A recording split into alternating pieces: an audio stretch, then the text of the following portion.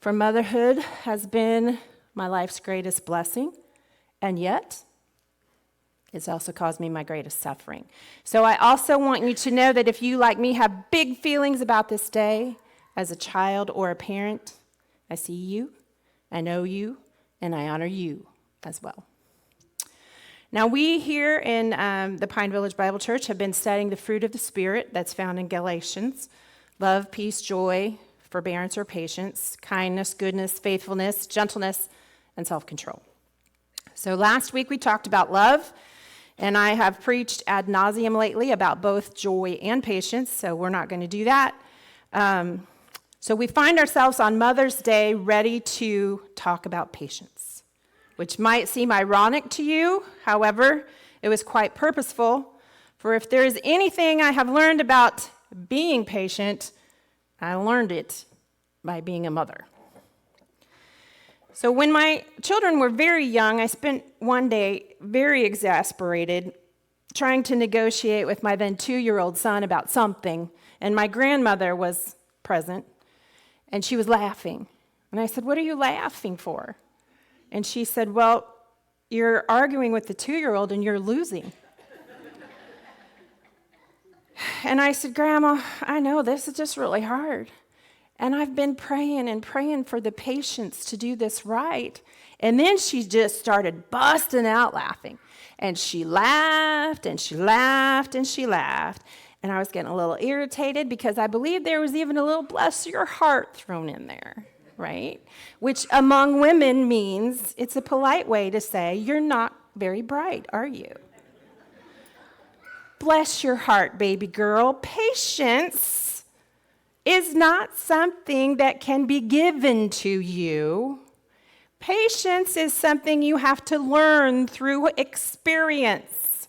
So we don't pray for patience, or else you will be taught patience. So I've always been very purposeful anytime I'm praying for patience, knowing that a lesson will soon be followed with it. So what is patience, anyway? Well, according to the Cambridge Dictionary, it's the ability to wait or continue to do something despite difficulties, or to suffer without complaining or becoming annoyed. Their example sentence is, "You have to have a lot of patience when you're dealing with kids." That's their example, not mine. Coincidence? I think not. Now, we learned that with love, peace, and joy, there is the world's definition, and then there is the definition that is applicable to Christians. Love and agape are not the same thing. Peace and shalom are not the same thing. Happiness and joy are not the same thing. So what about patience? Turns out patience is pretty much the same. You see, the first 3 aspects of the fruit of the Spirit, love, peace, and joy, they're godly things. They are the godlike attributes that enable us to handle the difficult circumstances we find ourselves in of being human. They allow us to live in a manner that glorifies God. And if we could just singularly exist in symbiosis with God alone, in a perfect relationship between the Father and the child, love, peace, and joy is really all that we would need. However, we have a little problem, and it's called other people. We were created to live in community with the rest of God's children, and well, other people can sometimes be a bit of a challenge.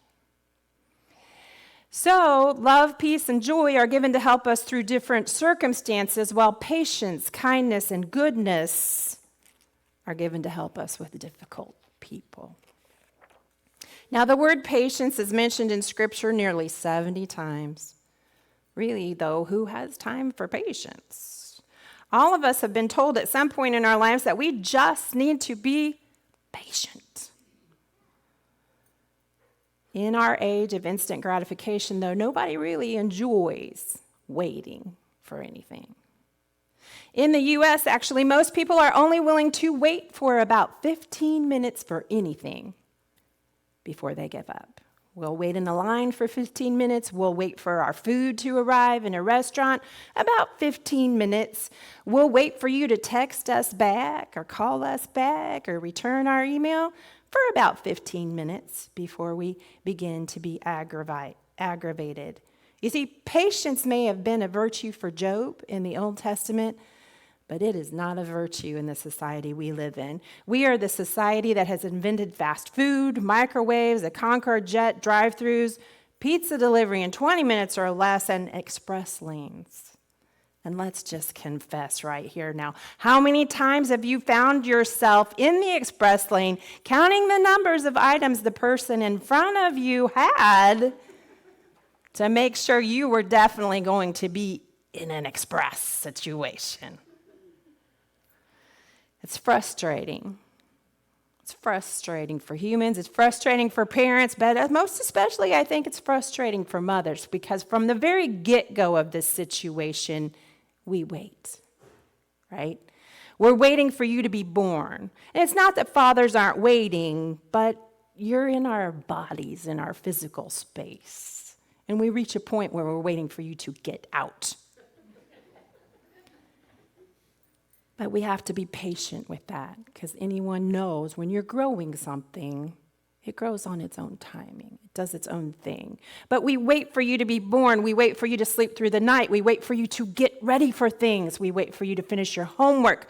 We wait for you to practice the piano. We wait for you to come home on time. We wait for you to call or text. And all of that waiting lasts a whole lot longer than 15 minutes. Now, patience can be difficult for many parents, whether it's waiting in the doctor's office past our appointment time or sitting in the carpool lane at school or trying to get your children to do their chores. Patience is sometimes hard to come by. The days can be long and hard and incredibly stressful, especially if, like many people do, both fathers and mothers alike, you're parenting alone. Your resources are cut in half for the job. And when we're exhausted or worried, finding patience is probably the last thing on our minds. We just got to get stuff done. Just put your shoes on. But patience really should be the first thing on our mind.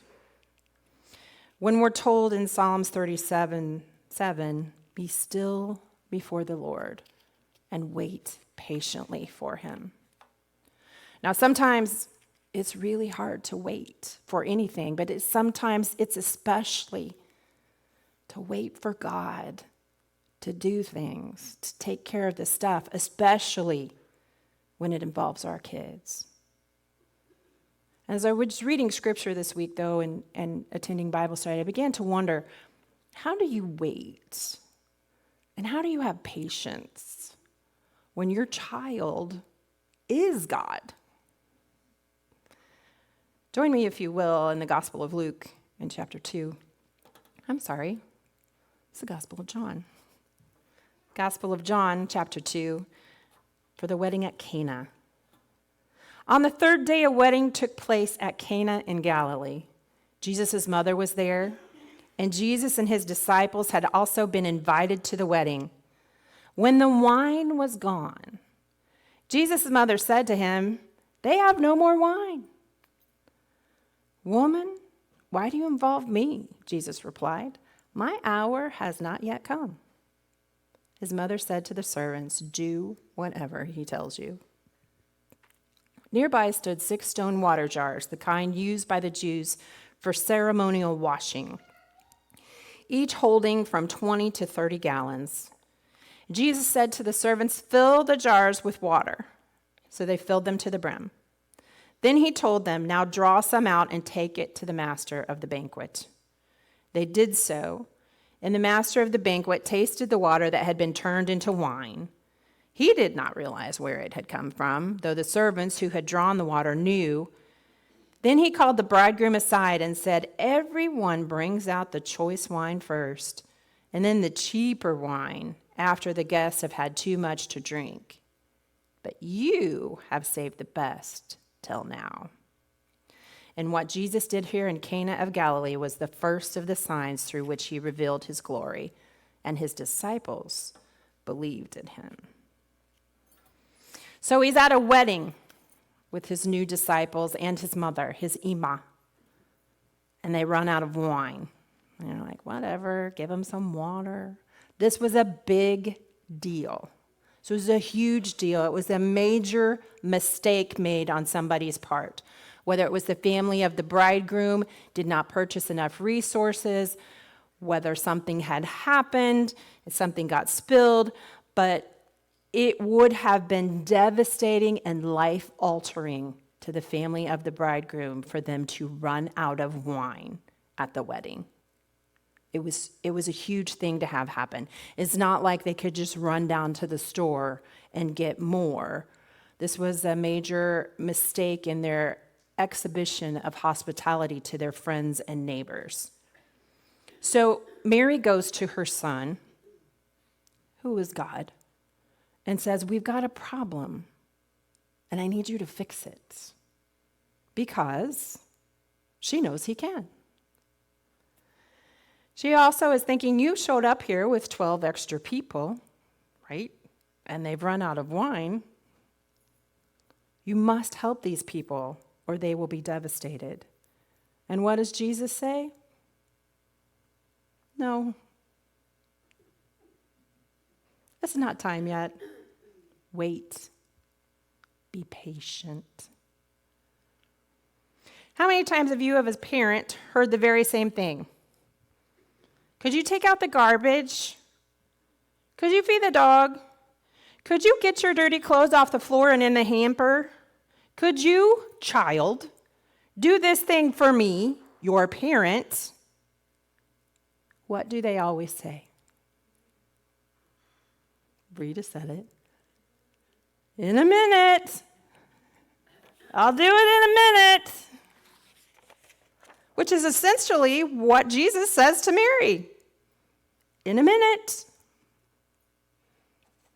Now, he's very respectful to her. When he says, woman, why do you concern me? The term woman he used there is a very respectful and honorable term that we will see him use at other points in his ministry with the woman at the well in Samaria. It's also the term he uses when he addresses her at the cross and says, woman, see now your son, when he gives the care of her up to the disciple John. So he's not in any way angry with her or disrespectful to her. He just says, woman, what do you want me to do? And I have to wonder at this moment when he says, I'll do it in a minute, right? Did she give him the look? You know what I mean, right? She didn't have to say anything. Or did she raise her voice? Did she use his first name? Jesus Emmanuel of the tribe of Judah from Galilee. I asked you to do this thing. Or did she pause and think a moment about patience and waiting on God's timing rather than her own, and remember that her son is God? Or was she a frazzled and frustrated mama, just like I am most of the time? We don't know for sure what happened in that breath between there and there. What we do know is she turned around and looked at the servants and said, do whatever he tells you. In that moment, we see some trust and faith there. She's not sure what he's going to do. All she knows is he's the only one that can do something. And she trusts that whatever he's going to do is going to be good. He turns the water into wine. She trusts him, and he teaches her the blessing of waiting for him to act. He's asking her to have some patience, to wait upon the Lord, to wait for the Lord, even perhaps to be still and know that I am God. I'm going to do something, and it's going to be good, but it's going to be just a minute. Now, what have I learned about patience through motherhood? Well, if my children were here, which is another story in patience, How many times do I have to say 10 o'clock? Anyways, they would tell you that I'm not as equipped with patience as I might like to be. I would tell you that I'm a pretty patient person. They would probably disagree. There have been times where I feel in their upbringing that I exhibited great patience. I came home from the grocery store once, I swear I was only gone for 20 minutes, to find them standing in the garage, one son holding a paintbrush and the other one painted completely blue. And when I said, "Why did you do that?" "I don't know." And then I looked at the other one and said, "Why did you let him do that?" "I don't know." And they both managed to come out of that situation unscathed, although I did make them use the water hose before I let them in the house. And just yesterday, when my husband was getting on my nerves badly, I only considered the merits of the female praying mantis in my mind. I didn't say anything out loud about ripping his head off. Some patience. You see, the truth is, just like love, peace, and patience, my patience is not exactly the same as God's patience. You see, God's patience is perfect, and mine certainly is not. My patience changes depending on the circumstances. I might respond differently depending on what I'm doing or how I'm feeling or even who you are or even how many times I've had to be patient. How many times have I sang the wheels on the bus this morning? Might make a difference in how I respond to your 27th request to hear the song yet again. You see, and my patience also depends a lot on who you are, my feelings and perceptions about you. Now, everyone in the whole world will tell you that moms and teachers don't have any favorites.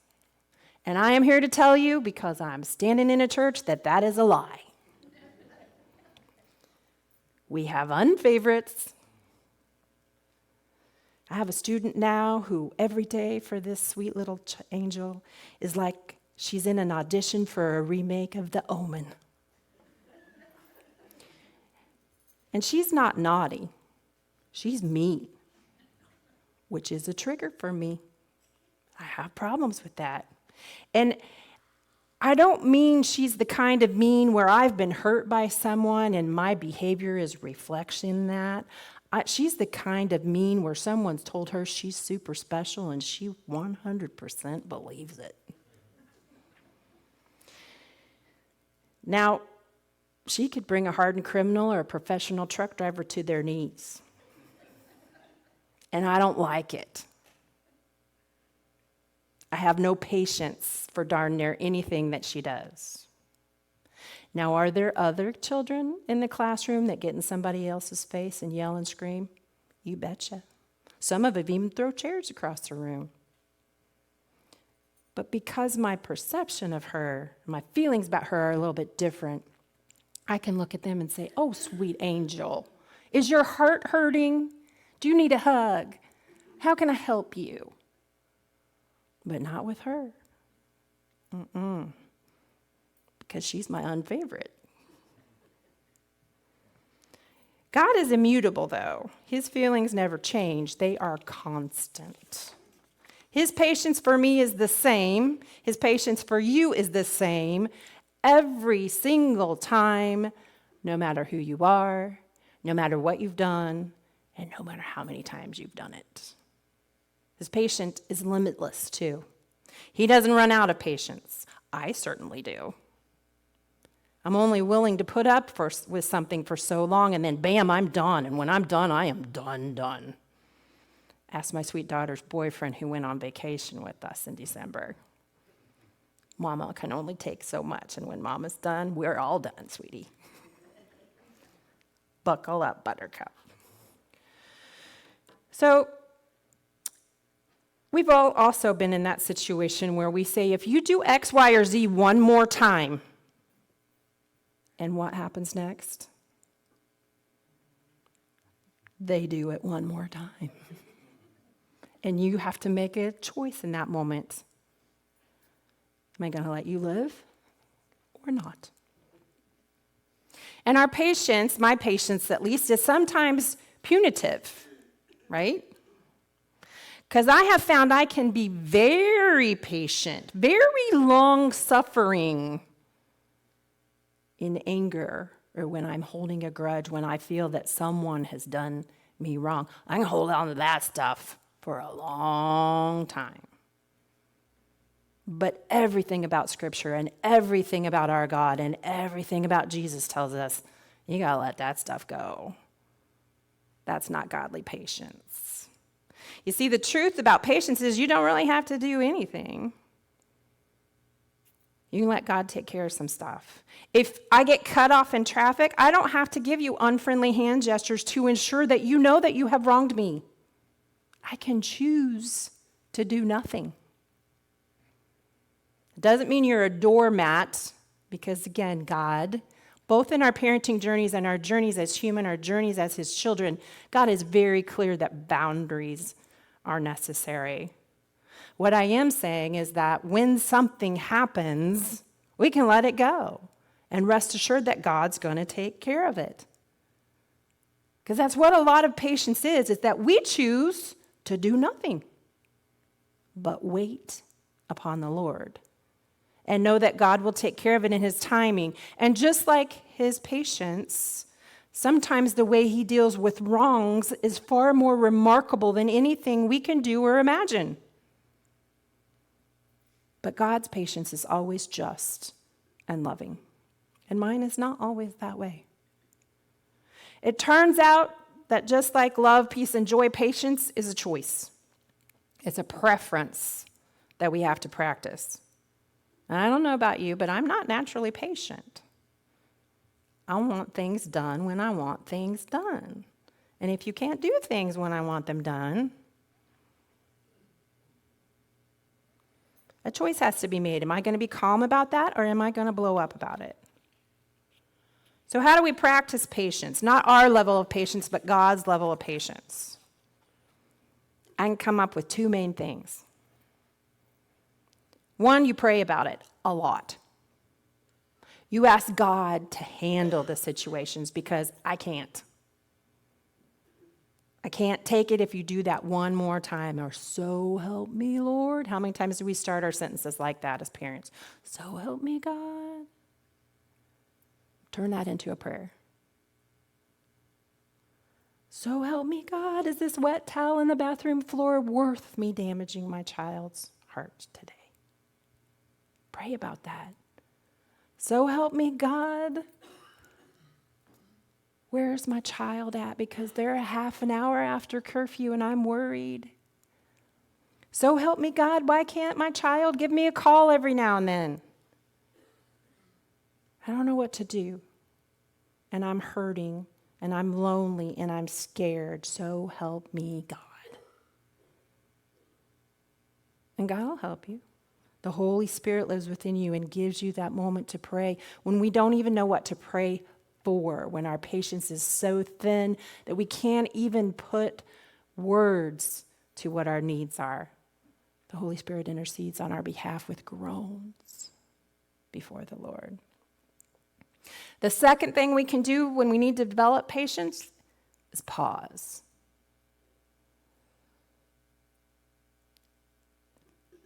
Instead of saying something, instead of doing something in that moment where you are so far gone, pause. Take a breath. Take a deep breath in and hold it for a second and then exhale longer than you took it in. It gives you a moment, a hot second to solidify your choice. Am I going to be patient and calm, or am I going to blow up in anger? Pray about it and pause. So what are the blessings we gain from being patient, both as children of God and as parents of humans? Well, first of all, patience produces peace in our lives and the possibility. My children used to hate to go to their grandparents' house for Christmas. Not because they didn't like their grandparents, but because my father lived in a home where the entire house was white and light peach. And I have two very active boys, right? So you're at Grandpa's house with my stepmother. You can't run around, you can't touch stuff, you can't do, It's white. So one year it's time to go, and I said, go upstairs and get dressed. It's time to go to Grandpa's. My son went upstairs, changed his clothes, came back down in a new pair of pajamas. We were late already because it was me and my children, and that's our MO. He came down in pajamas, and I looked at him and I said, all right, go get in the car. It wasn't worth the battle. You're choosing your battle in that moment where we pause and pray and take a breath. Go get in the car. And that moment of patience produced a family tradition that lasted for a good decade. Whenever we went to Papa Jim's for Christmas, we all wore pajamas. And my sister's children began to do it because, by God, if Jake can do it, we're doing it too.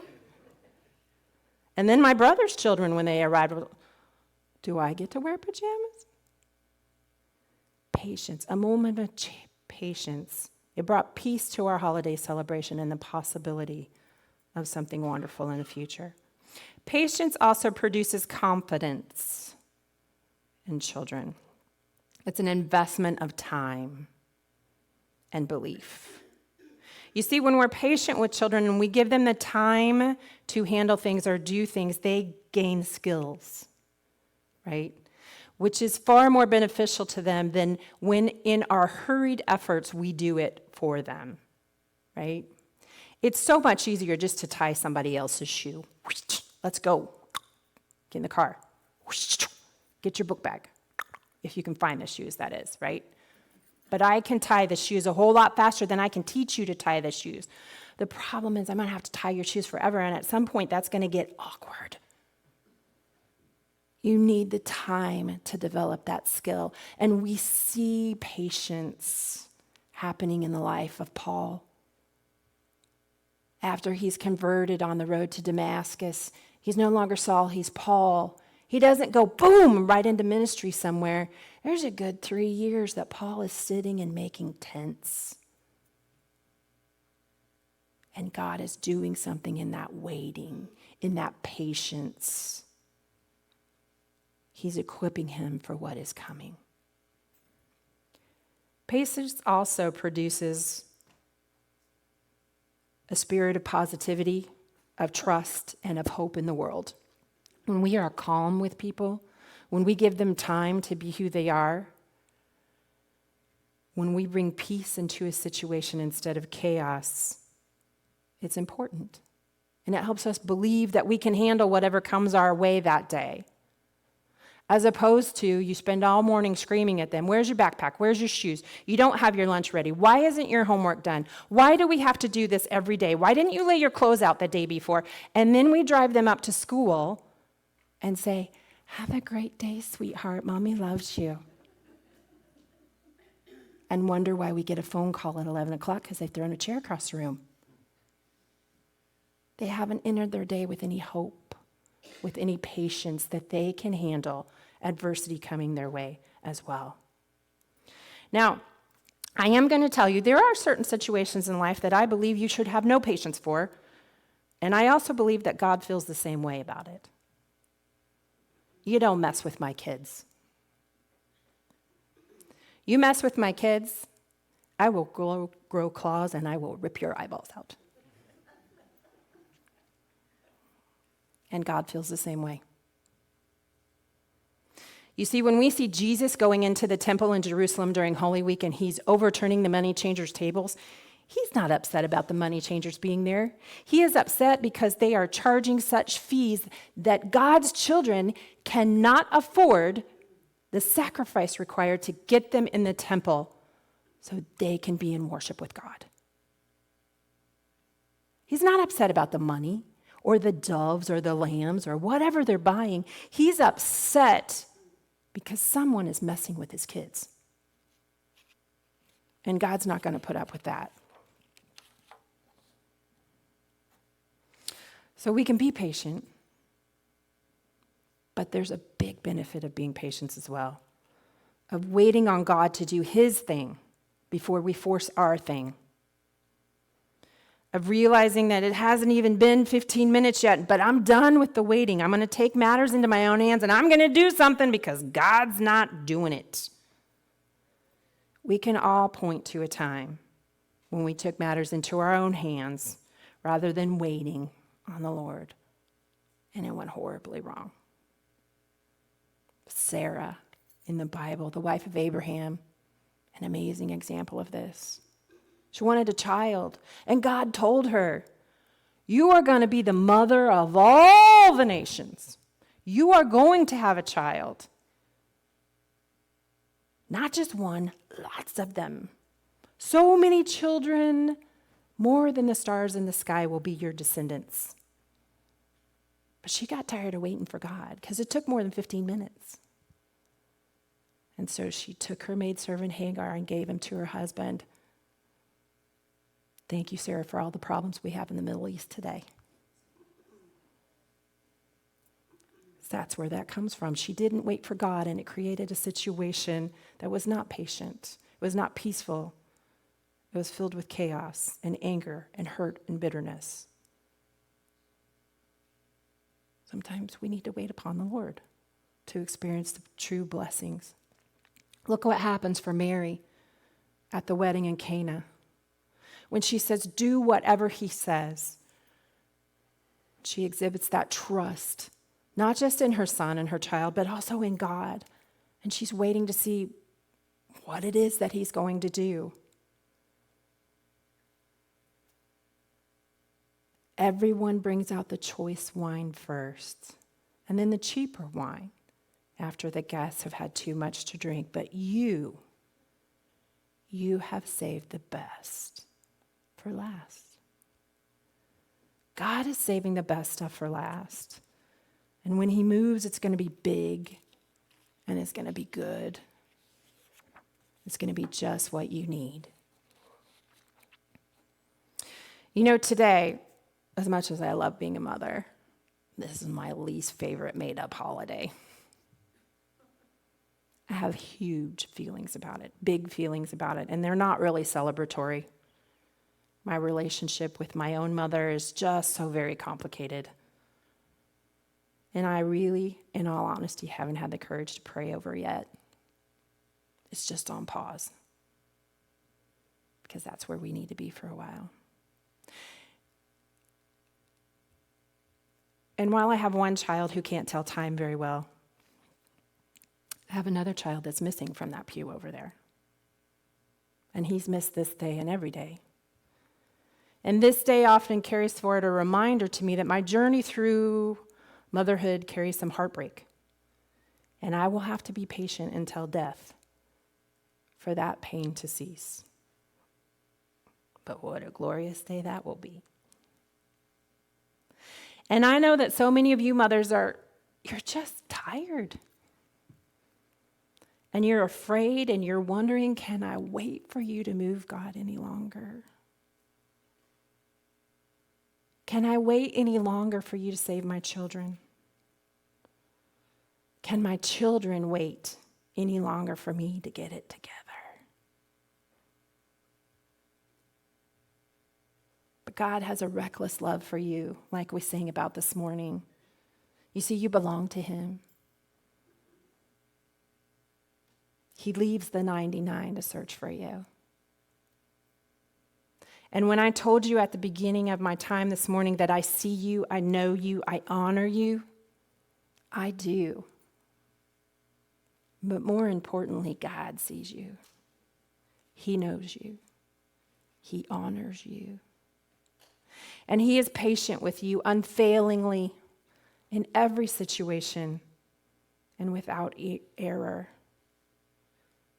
He is doing something good in your life, even when we are not patient, we are not kind. Because you are still his. You're still his kid. And just like we all feel about our kids when they mess up, do we get disappointed sometime? Oh, you betcha. But the love doesn't stop. You don't stop being my kid just because you're not here. You don't stop being my kid. Gosh, I hope he doesn't listen to this because you can't tell time very well with your college degree. The love doesn't stop. The love doesn't change. There is nothing. No valley too low, no mountain too high, no waters too deep, no place too dark where they will stop being mine. And God feels the same about you. And the big secret here is you're his favorite. You are his favorite. You are the one that he searches for, that he's training, that he's waiting for you to say, whatever he says, do it. He will reveal his blessings to you, and they will be good. He's saving the best for last. So happy Mother's Day, mamas. God has got you, and you are doing just fine.